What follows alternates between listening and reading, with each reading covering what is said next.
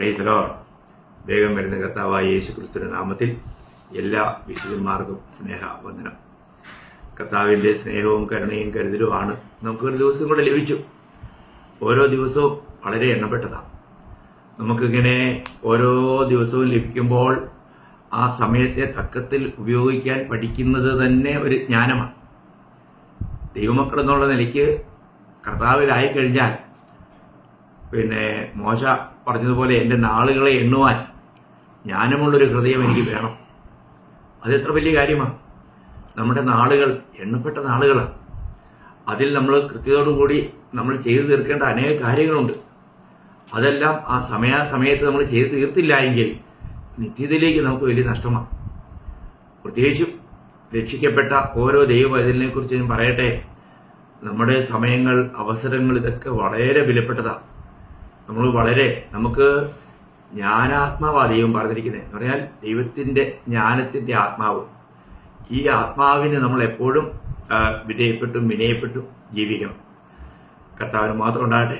അപ്പോൾ ഇന്ന് ഞാൻ നിങ്ങളോടൊരു പുതിയ എന്ന് പറയാൻ പുതിയതായിട്ടൊന്നുമില്ല, എല്ലാം ബൈബിളിൽ പറഞ്ഞിരിക്കുന്ന ഓരോ കാര്യങ്ങളെങ്കിലും നമ്മളെക്കുറിച്ചുള്ള ദൈവേഷ്ടത്തിൽ ഒരു കാര്യം പ്രത്യേകം ഓർപ്പിച്ചിട്ട്, ദൈവമക്കൾ എവിടെയാണ് സന്തോഷിക്കേണ്ടത്, അതിനെക്കുറിച്ചൊരു ചെറിയ ഒരു പഠനം. അതൊക്കെ ഒരുപാട് വിഷയങ്ങളുണ്ട്. ഞാൻ അതിൽ ചില വിഷയങ്ങളൊക്കെ ഒന്ന് ഉണർത്തിക്കാമെന്ന് വിചാരിക്കുക. അതിന് ആധാരമായിട്ട് ഞാൻ ആദ്യം വായിക്കുന്നത് 1 തെസ്സലോനിക്കർ 5-ാം അധ്യായം 16, 17, 18 വാക്യങ്ങളിൽ 3 കാര്യം പറഞ്ഞിട്ടുണ്ട്. അത് നമ്മളെക്കുറിച്ചുള്ള ക്രിസ്തുവേശുള്ള ദൈവേഷ്ടമായിട്ടാണ്. അതിൽ ആദ്യത്തെ കാര്യം, 2 കാര്യം നമ്മൾ ഇതിനു മുമ്പ് പല വിഷയങ്ങളിൽ വന്നിട്ടുള്ളത് കൊണ്ട് അതിപ്പോൾ എടുക്കുന്നില്ല. എങ്കിലും അതിലൊരു കാര്യം ഞാനത് വായിക്കാം. 1 തെസ്സലോനിക്കർ 5-ാം അധ്യായം 16, 17, 18 വാക്യം വായിക്കാം. അതിൽ 16-ാമത്തെ വാക്യമാണ് നമ്മുടെ ഇന്നത്തെ ചിന്താവിഷയം.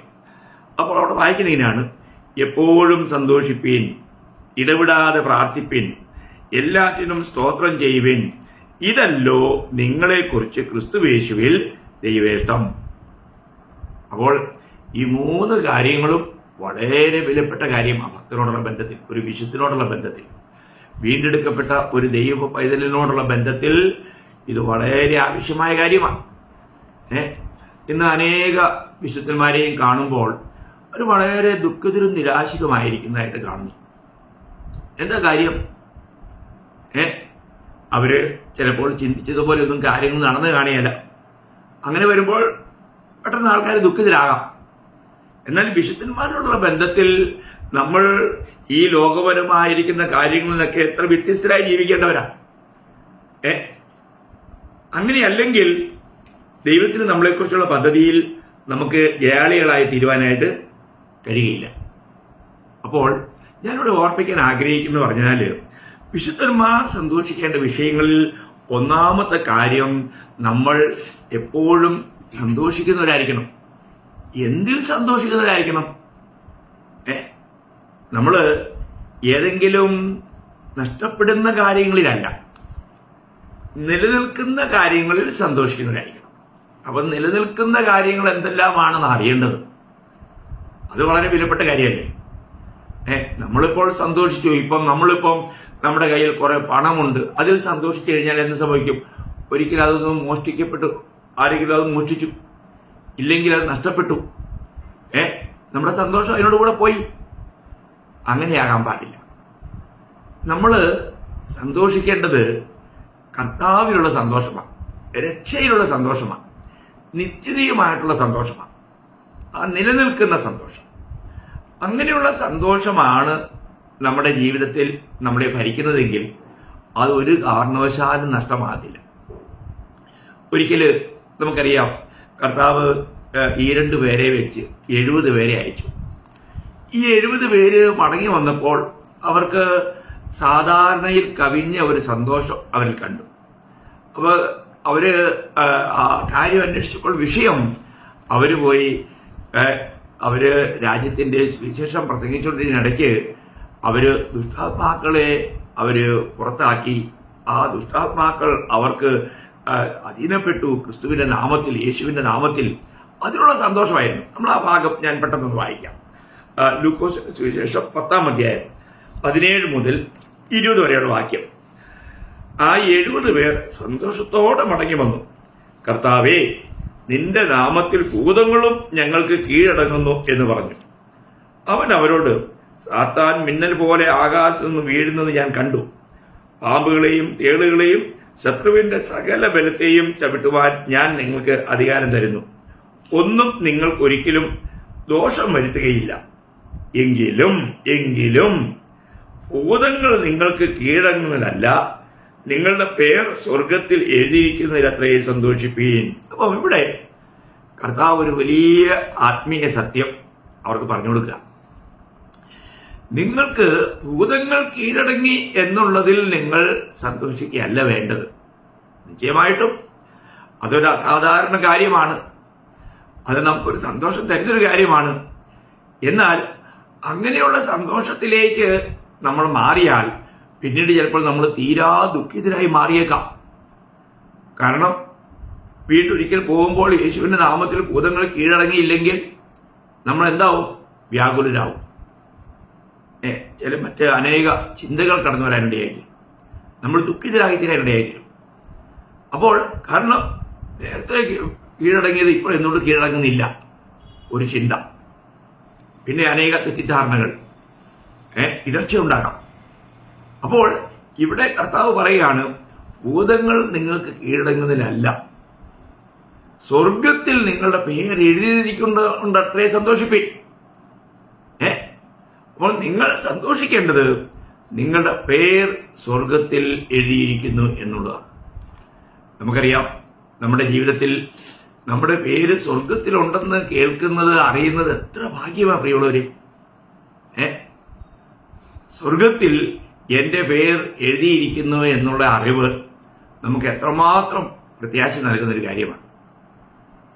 അപ്പോൾ ഞാൻ നിങ്ങളോട് പറയട്ടെ, ഇന്ന് എൻ്റെ പേർ സ്വർഗത്തിൽ എഴുതിയിട്ടുണ്ടെന്നുള്ള ഉറപ്പ് എന്നെ കേൾക്കുന്ന നിങ്ങൾക്കുണ്ടോ?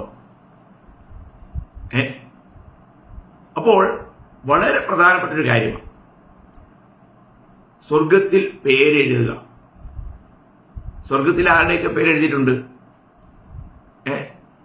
ഇവിടെ ഇരിക്കുന്നവരുടെ ഒരു പേര് എഴുതിയ ഒരു പുസ്തകം അവിടെ ഉണ്ട്. എന്നാൽ അതിൽ നിന്നും പിന്നെ മരണം വരുമ്പോൾ ആ പേരൊക്കെ മാറും. അതിനെക്കുറിച്ച് പലർക്കും പൊതുവെ ഈ പുസ്തകങ്ങളുടെ കാര്യം വരുമ്പോഴത്തേക്കും അതിനെക്കുറിച്ചൊരു ശരിയായിട്ടുള്ള ഒരു അറിവ് പലർക്കും ഇല്ല. നമ്മുടെ ജനന സമയത്ത് എഴുതപ്പെടുന്ന ഒരു പുസ്തകമുണ്ട്. അത് നമ്മൾ 69-ാം സങ്കീർത്തനം 28-ാം വാക്യം വായിക്കുമ്പോൾ, 69-ാം സങ്കീർത്തനം 28-ാം വാക്യം, 69:28, ജീവന്റെ പുസ്തകത്തിൽ നിന്നും അവരെ മായ്ച്ചു കളയണമേ. അപ്പോൾ ഒരു കാര്യം, ജീവന്റെ പുസ്തകത്തിൽ നിന്നും അവരെ മായ്ച്ചു കളയണം എന്ന് പറഞ്ഞാൽ അതിന്റെ അർത്ഥം എന്തുവാ? അവർ ഇനിയും ജീവിച്ചിരിക്കാൻ പാടില്ല. മരണത്തോടുകൂടി അത് മാറുകയാണ്. അത് ജനിക്കുമ്പോൾ തന്നെ എഴുതുന്ന ഒരു പുസ്തകം, വളരെ ഇതാണ്. അപ്പോൾ എന്നാൽ അതിന്റെ അടുത്ത ഭാഗം വായിക്കുന്നത്, നീതിമാന്മാരുടെ കൂടെ അവരെ എഴുതരുതേ.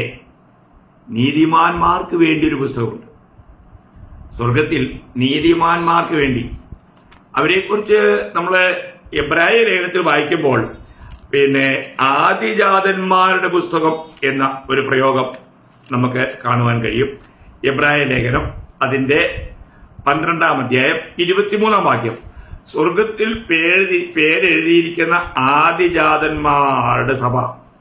അപ്പോൾ സ്വർഗത്തിൽ പേരെഴുതിയിരിക്കുന്ന ആദിജാതന്മാരുടെ സഭ, ഇതാരെക്കുറിച്ച് പറയുന്നതാ? ഇസ്രയേൽ, പഴയ നിയമ ഇസ്രയേലിനെ കുറിച്ചുള്ള ബന്ധമാണ്. അപ്പോൾ ആദിജാതന്മാർ, ഇസ്രയേൽ എനിക്ക് ആദിജാതൻ എന്ന് നമ്മൾ പുറപ്പാട് പുസ്തകം 4:22 വായിക്കുന്നു. ഇസ്രയേൽ എനിക്ക് ആദിജാതൻ. അപ്പൊ ആദിജാതന്മാരുടെ പുസ്തകം, അല്ലെങ്കിൽ ഇസ്രയേൽ ജനത്തിന്റെ പേരെഴുതപ്പെട്ട ഒരു പുസ്തകമുണ്ട്. അപ്പോൾ നമ്മൾ ആദിജാതന്മാരാണോ? അതെ, വീണ്ടെടുക്കപ്പെട്ട രക്ഷിക്കപ്പെട്ട എല്ലാവരും ആദിജാതന്മാർ എന്നാണ് യാക്കോബ് പറയുന്നത്. യാക്കോബ് 1:18 നാം അവന്റെ സൃഷ്ടികളിൽ ഒരുവിധം ആദ്യ ഫലമാകേണ്ടതിന് അവൻ തന്റെ ഇഷ്ടം ഹേതുവായി സത്യത്തിന്റെ വചനത്താൽ നമ്മെ ജനിപ്പിച്ചിരിക്കുന്നു. അപ്പോൾ നമ്മൾ ആരാണെന്ന് പറഞ്ഞിരിക്കുന്നത്? ആദിജാതന്മാരാണെന്ന്.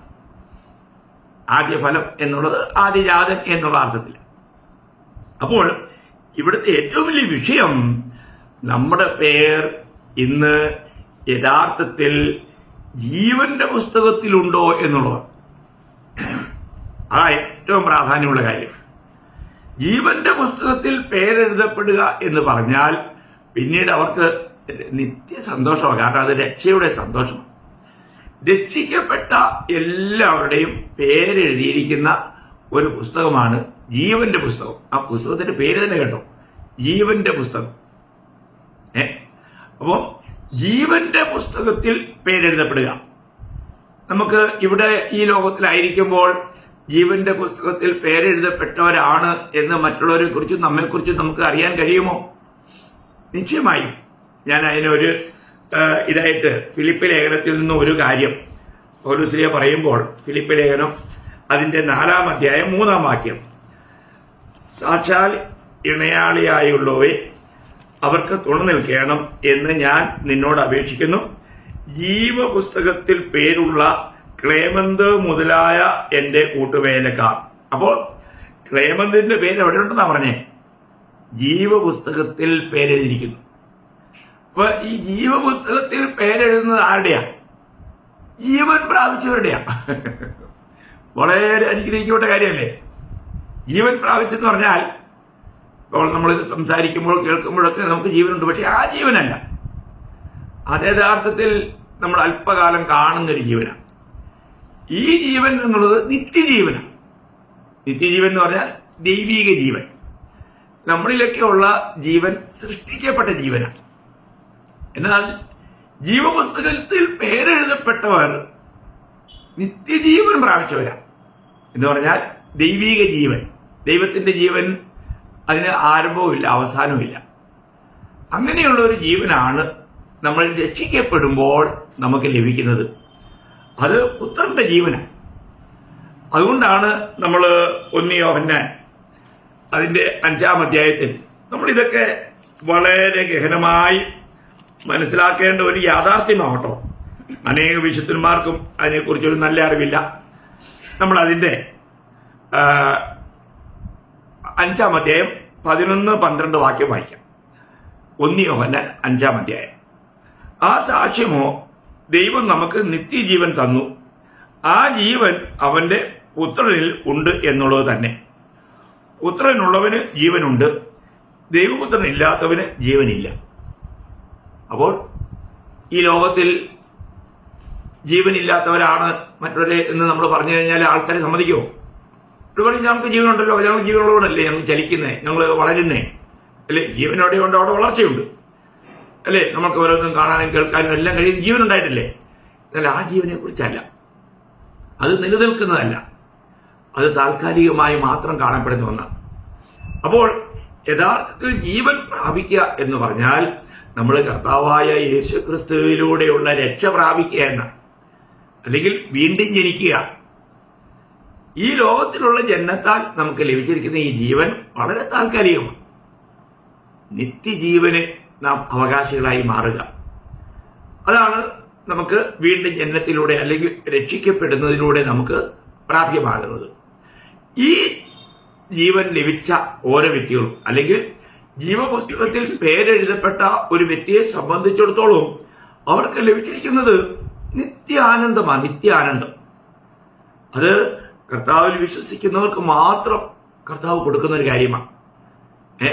ഈ നിത്യാനന്ദം അത് ആർക്കും എടുത്തു കളയാൻ പറ്റുകയില്ല എന്ന് യോഹന്നാന്റെ സുവിശേഷം 16-ാം അധ്യായം അതിന്റെ 22-ാം വാക്യത്തിന്റെ അവസാന ഭാഗത്ത് കർത്താവ് പറയുകയുണ്ട്. യോഹന്നാന്റെ സുവിശേഷം 16-ാം അധ്യായം അതിന്റെ 22-ാം വാക്യം, നിങ്ങളുടെ സന്തോഷം ആരും നിങ്ങളിൽ നിന്നും എടുത്തു കളയുകയില്ല. നിങ്ങളുടെ ഈ സന്തോഷം, അപ്പൊ ഈ നിങ്ങളുടെ സന്തോഷം എന്ന് പറയുന്നത് ആരുടെ സന്തോഷമാണ്? യഥാർത്ഥത്തിൽ കർത്താവിന്റെ സന്തോഷം. കർത്താവ് തരുന്നതെല്ലാം തന്റെ ജനത്തിന് തന്നെ തന്നെയാണ് പകരുന്നത്. നമ്മൾ അതിന്റെ യോഹന്നാൻ 15-ാം അധ്യായം 11-ാം വാക്യം വായിക്കുമ്പോൾ, എന്റെ സന്തോഷം നിങ്ങളിൽ ഇരിപ്പാനും നിങ്ങളുടെ സന്തോഷം പൂർണ്ണമാകുവാനും ഞാൻ നിങ്ങളോട് സംസാരിച്ചിരിക്കുന്നു. അപ്പോൾ ഇവിടെ എന്റെ സന്തോഷം നിങ്ങളിൽ ഇരിക്കണം, നിങ്ങളുടെ സന്തോഷം പൂർണ്ണമാകും. അപ്പോൾ കർത്താവിന്റെ സന്തോഷമാണ് ദൈവം നമുക്ക് തരുന്നത്. ദൈവം നമുക്ക് തരുന്നതെല്ലാം കർത്താവിന്റെ ജീവൻ, കർത്താവിന്റെ സന്തോഷം, കർത്താവിന്റെ സമാധാനം. അതിന്റെ 14:27 നമ്മൾ വായിക്കുന്നില്ലേ? 14:27, യോഹന്നാൻ 14:27, സമാധാനം ഞാൻ നിങ്ങൾക്ക് തന്നിച്ചു പോകുന്നു, എന്റെ സമാധാനം ഞാൻ നിങ്ങൾക്ക് തരുന്നു, ലോകം തരുന്ന പോലെയല്ല. അപ്പോൾ ലോകം തരുന്ന സമാധാനം ക്ഷണികമാണ്, എന്നാൽ കർത്താവ് തരുന്നതൊക്കെ നിത്യമാണ്. അതാ പ്രിയമുള്ളവരെ, നമ്മുടെ ജീവിതത്തിൽ, ഈ ലോക ജീവിതത്തിൽ നമ്മൾ ഏറ്റവും അധികം സന്തോഷിക്കേണ്ട ഒരു വിഷയമെന്ന് പറഞ്ഞാൽ, നമ്മൾ ഇവിടെ ആയിരിക്കുമ്പോൾ തന്നെ എൻ്റെ പേർ പഞ്ചായത്ത് രജിസ്റ്ററിലുള്ളതല്ല സന്തോഷം, അല്ല മുനിസിപ്പാലിറ്റിയുടെ രജിസ്റ്ററിലുള്ളതല്ല നമുക്ക് സന്തോഷം, അല്ല നമുക്ക് മറ്റു പല അനേക ഈ ലോകത്തിൽ ഏറ്റവും വലുതായിട്ട് എണ്ണപ്പെടുന്ന ഗിന്നസ് ബുക്കിൽ പേരെഴുതപ്പെട്ടതുമല്ല സന്തോഷം. പിന്നെ എന്താ സന്തോഷം?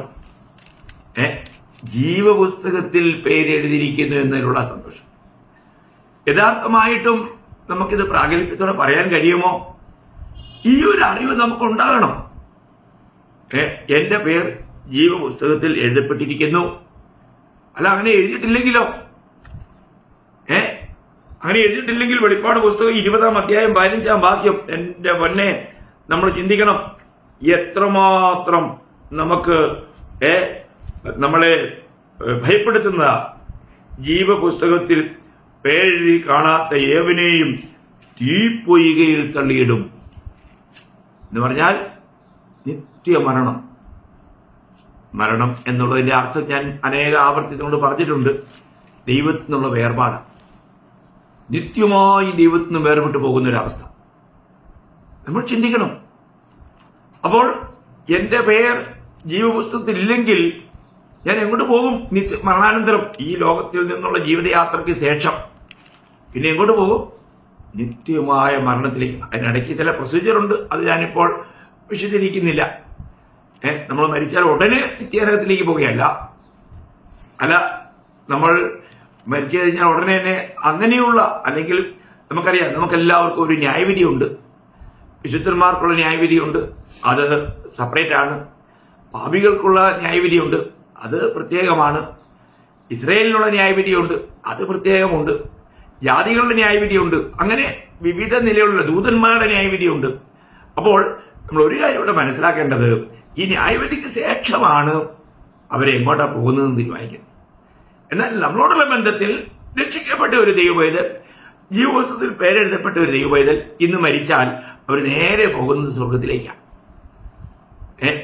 കർത്താവിനോട് കൂടിയായിരിക്കും. വളരെ വിലപ്പെട്ട കാര്യമല്ലേ? അപ്പോൾ ആ നിത്യ സന്തോഷത്തിൽ നമ്മൾ ഇവിടെ വെച്ച് തന്നെ ആരംഭിക്കുന്ന ആ സന്തോഷത്തിന് പിന്നെ യാതൊരു മാറ്റം ഉണ്ടാകുന്നില്ല. എത്ര പ്രത്യാശയുള്ള കാര്യമാണ്. അപ്പോൾ എനിക്ക് എൻ്റെ പേർ ജീവപുസ്തകത്തിൽ എഴുതിയിരിക്കുന്നു എന്നുള്ള ആ അറിവ്, അത് നമ്മളെ വളരെ സന്തോഷഭരിതരാക്കി മാറ്റും. നമുക്കറിയാം, ഈ വെളിപ്പാട് പുസ്തകത്തിൽ തന്നെ 21-ാം അധ്യായം 27-ാം വാക്യം, വെളിപ്പാട് 21-27 അവിടെ വായിക്കുന്നത് ഇങ്ങനെയാണ്: കുഞ്ഞാടിന്റെ ജീവപുസ്തകത്തിൽ എഴുതിയിരിക്കുന്നവരല്ലാതെ അശുദ്ധമായ യാതൊന്നും മ്ലേച്ഛതയും ഫോഷ്കും പ്രവർത്തിക്കുന്നവരാരും അതിൽ കടക്കുകയില്ല. ഏതിൽ കടക്കുകയില്ലെന്ന? പുതിയ യെരൂശലേമിൽ. നോക്കുക, അപ്പോൾ ഈ പുതിയ യെരൂശലേം എന്ന ദൈവത്തിന്റെ ആ നഗരത്തിലേക്ക് നമ്മൾ പ്രവേശിക്കണമെങ്കിൽ നമ്മുടെ പേര് കുഞ്ഞാടിന്റെ ജീവപുസ്തകത്തിൽ എഴുതപ്പെടണം. അത് കുഞ്ഞാടിന്റെ ജീവപുസ്തകത്തിൽ ആരുടെ പേരാ ഉള്ളേ? കുഞ്ഞാടിനെ. കുഞ്ഞാടെന്നുള്ള പറഞ്ഞിരിക്കുന്നത് കർത്താവായ യേശു ക്രിസ്തു. കർത്താവായ യേശു ക്രിസ്തു എന്റെ പാപത്തിന്റെ പരിഹാരാർത്ഥം ലോകത്തിൽ വന്ന് എനിക്ക് വേണ്ടി പ്രായശ്ചിത്ത മരണം വരിച്ച് അവിടുന്ന് മരിച്ച് അടക്കപ്പെട്ട് 3-ാം ദിവസം ഉയർത്തെഴുന്നേറ്റ് താൻ സ്വർഗാരോഹണം ചെയ്ത് ഇന്നും പിതാവിന്റെ വലത്തുഭാഗത്തിരുന്ന് എനിക്ക് വേണ്ടി പക്ഷപാതം ചെയ്യുന്നു. ആ കർത്താവ് എന്നെ ചേർക്കാൻ വേഗം വരും. ഇന്ന് ആ കർത്താവിന്റെ കരങ്ങളിലാണ്, ആ കർത്താവിന്റെ കൂട്ടായ്മയിലാണെന്നുള്ള ആ ബോധ്യം. അങ്ങനെയുള്ളവരാ നമ്മൾ ചിന്തിക്കണം. യഥാർത്ഥമായിട്ടും രക്ഷാനുഭവം ഉള്ളവർ ഈ തലമുറയിൽ വളരെ ചുരുക്കമാണ്. നമ്മൾ തുറന്നപ്പോൾ ഒരു ക്രിസ്തീയ കുടുംബത്തിൽ ജനിച്ചതുകൊണ്ട് ഞാൻ ക്രിസ്ത്യാനിയാണെന്നൊക്കെ പറഞ്ഞ് അഭിമാനിച്ച് നടക്കുക. എന്നെ കേൾക്കുന്ന പ്രിയങ്ങളോട് ഞാൻ പറയട്ടെ, നിങ്ങൾ അത് അഭിമാനിക്കുന്നതുകൊണ്ട് കുഴപ്പമൊന്നുമില്ല. നിങ്ങൾ പള്ളിയിൽ പോകുന്നുണ്ടാകും, അവിടെയുള്ള എല്ലാ കാര്യങ്ങളിലും പങ്കെടുക്കുന്നുണ്ടാകും.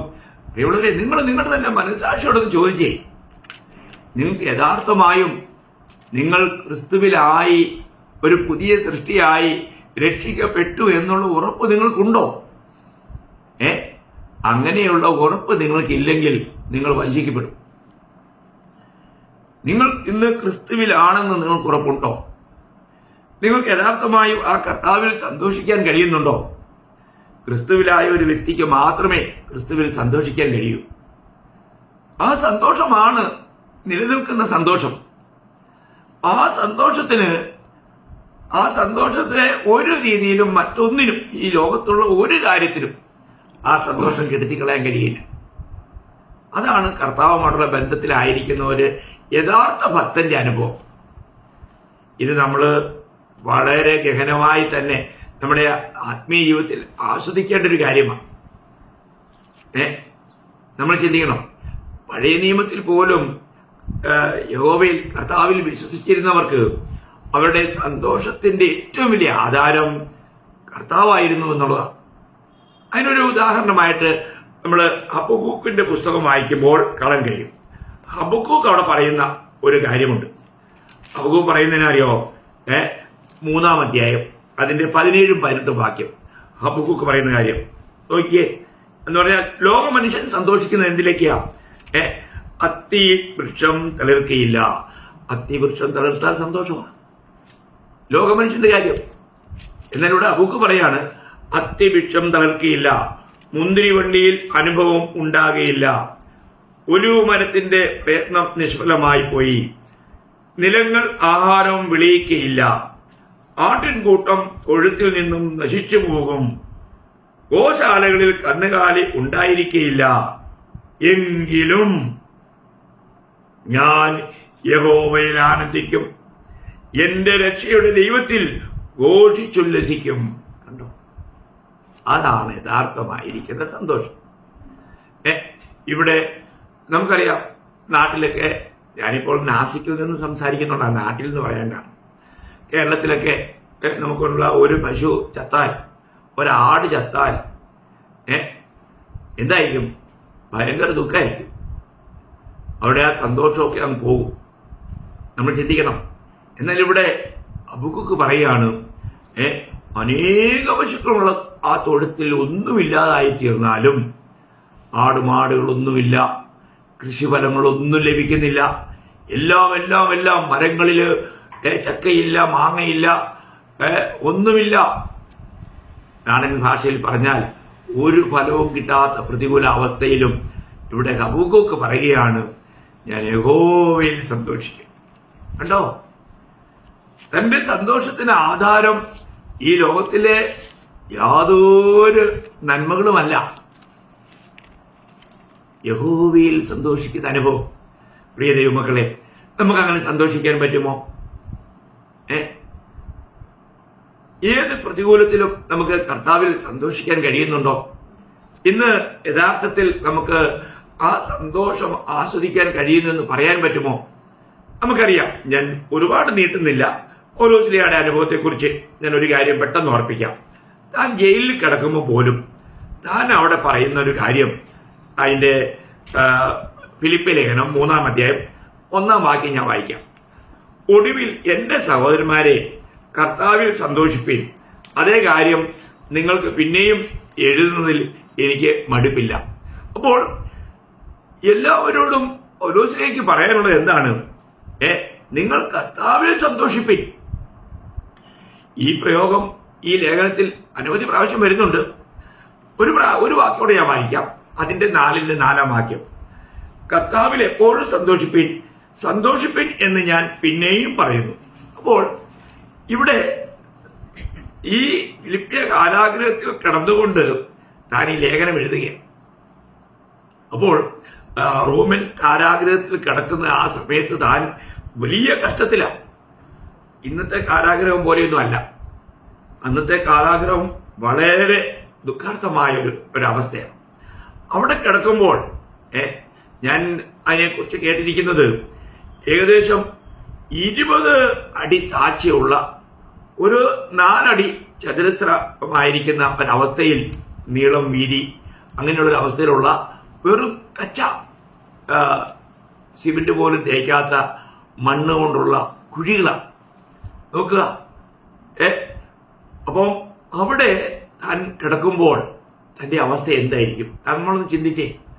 ഇത്രയും വലിയൊരു കുഴിയിൽ ഏകനായി അവിടെ തന്നെ നമ്മുടെ ദൈനംദിന ചര്യകളെല്ലാം ചെയ്യണം.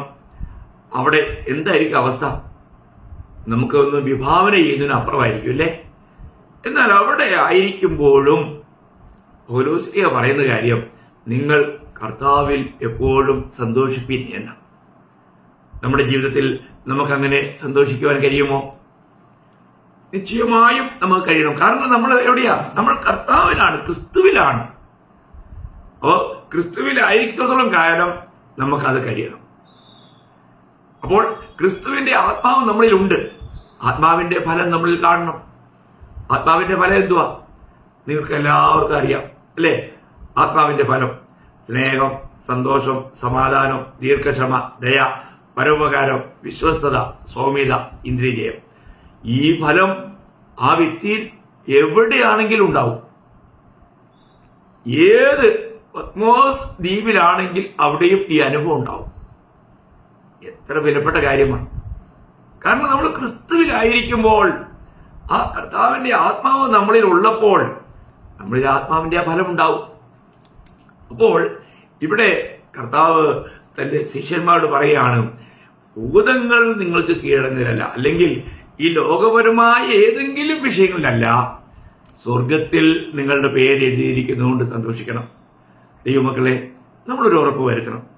ഞാൻ യഥാർത്ഥമായും രക്ഷിക്കപ്പെട്ടു, എൻ്റെ പേർ ജീവപുസ്തകത്തിൽ എഴുതിയിട്ടുണ്ട്, ഇന്ന് ഞാൻ മരിച്ചാൽ ഞാൻ എൻ്റെ കർത്താവിനോട് കൂടി ആയിരിക്കും എന്ന് നമുക്ക് ഉറപ്പായിട്ട് പറയാൻ കഴിയുമോ? അങ്ങനെ കഴിയുന്ന ഒരു അനുഭവമാണെങ്കിൽ നമ്മുടെ സന്തോഷത്തെ അപഹരിക്കാൻ ഈ ലോകത്തിലെ ഒരു പ്രതികൂലത്തിനും കഴിയുകയില്ല. അപ്പോൾ ദൈവം അത് തന്നെ ആഗ്രഹിക്കുന്നത്, നമ്മളെപ്പോഴും സന്തോഷിക്കണം. നമ്മളെപ്പോഴും സന്തോഷിക്കത്തക്ക നിലയിലുള്ള ഒരവസ്ഥയിലാണ് ദൈവം നമ്മളെ ആക്കി വെച്ചിരിക്കുന്നത്. അത് വളരെ വിലപ്പെട്ടൊരു കാര്യമാണ്. വളരെ വിലപ്പെട്ടൊരു കാര്യമാണ്. നമുക്ക് എപ്പോഴും സന്തോഷിപ്പാൻ കഴിയുക എത്ര അനുഗ്രഹിക്കപ്പെട്ട കാര്യമാണ്. അതുകൊണ്ട് ഞാൻ നിങ്ങളെ ഓർപ്പിക്കട്ടെ, നമ്മൾ സന്തോഷിക്കേണ്ട ഒന്നാമത്തെ കാര്യം, ഞാൻ ഇന്ന് കർത്താവിൽ സന്തോഷിക്കുവാൻ എനിക്ക് കഴിയുന്നുണ്ടോ എന്നുള്ളതാണ്. കർത്താവിൽ സന്തോഷിക്കുവാൻ എനിക്ക് കഴിയുന്നുണ്ടോ? അങ്ങനെയെങ്കിൽ നമ്മൾ നിശ്ചയമായിട്ടും നമ്മൾ ഏളികളാണ്, നമ്മൾ യഥാർത്ഥത്തിൽ ദൈവത്തിൻ്റെ മക്കളാണ് എന്നുള്ളതിന് യാതൊരു സംശയമില്ല. അതുകൊണ്ട് വീണ്ടും ജനനാനുഭവം നിശ്ചയമായും നമ്മൾ പരിശോധിക്കണം. ദൈവത്തിൻ്റെ വിളിയെക്കുറിച്ചും തിരഞ്ഞെടുപ്പിനെക്കുറിച്ചും നമ്മൾ ബോധവാന്മാരായിരിക്കണം. നമുക്ക് എപ്പോഴും കർത്താവിൽ സന്തോഷിപ്പാൻ, എപ്പോഴും സന്തോഷിപ്പിൻ എന്ന് തെസ്സലോനിക്ക ലേഖനത്തിൽ പൗലോസ്ലീഹ എഴുതുമ്പോൾ പൗലോസ്ലീഹ അർത്ഥമാക്കുന്നത്, ഈ പരിശുദ്ധാത്മാവിലുള്ള സന്തോഷം, ആ നിത്യ സന്തോഷം, ആ സ്വർഗീയ സന്തോഷം, ദൈവവുമായിട്ടുള്ള ബന്ധത്തിലുള്ള സന്തോഷം, അത് നമ്മൾ അനുഭവമാക്കുക എന്നുള്ളതാണ്. എവിടെയെങ്കിലും നമുക്ക് ഒരല്പം സന്തോഷത്തിന്റെ കുറവുണ്ടെങ്കിൽ ഉടനെ നമ്മൾ ആത്മാവിലാകാൻ പഠിക്കണം. ഇല്ലെങ്കിൽ ദൈവസന്നിധിയിലേക്ക് നമ്മൾ കടന്നു ചെല്ലണം. നമുക്കറിയാം, സങ്കീർത്തനം 16:11 പറയുന്നത്, ദൈവത്തിന്റെ സന്നിധിയിൽ സന്തോഷത്തിന്റെ പരിപൂർണതയുണ്ടെന്ന്. ഈ പരിപൂർണതയെ ആസ്വദിക്കുവാനായിട്ട് കർത്താവ് നമുക്ക് അവസരം, അല്ലെങ്കിൽ ദൈവം നമ്മളെ വിളിച്ചിരിക്കുക. അത് നമ്മൾ ആസ്വദിക്കണം. ആ സന്തോഷത്തിൽ നമ്മളായിരിക്കണം. അങ്ങനെ ഒരു സന്തോഷപ്രദമായ, അല്ലെ, ഇന്നത്തെ ലോകം ഭയങ്കരമായിട്ട് അസമാധാനത്തിലും ക്രൂരതയിലും പാപത്തിലും എല്ലാം പെരുകിക്കൊണ്ടിരിക്കുക. അപ്പൊ ഇതിന്റെയൊക്കെ മധ്യത്തിൽ നമ്മൾ എപ്പോഴും കർത്താവിൽ സന്തോഷിക്കുന്നവരായിരുന്നുകൊണ്ട് കർത്താവിനെ മഹത്വപ്പെടുത്തുവാൻ, കർത്താവിന്റെ ഹൃദയത്തിൽ ആനന്ദം വരുന്നവരായിരിക്കാൻ കർത്താവ് വചനങ്ങളാൽ കേൾവിക്കാരായി നിങ്ങളെല്ലാവരും സഹായിക്കട്ടെ, അനുഗ്രഹിക്കട്ടെ. ഇതിന്റെ അടുത്ത ഭാഗം ഞാൻ നാളെ പറയാം. നമ്മുടെ സന്തോഷത്തിന്റെ അടുത്ത ഒരു വിഷയം ഞാൻ നാളെ പറയാം. ഇപ്പോൾ ഞാൻ ഇവിടെ അവസാനിപ്പിക്കുന്നു. ദൈവമായ കർത്താവിന്റെ നാമം മാത്രം ഇന്നും എന്നേക്കും മഹത്വപ്പെടുമാറാകട്ടെ.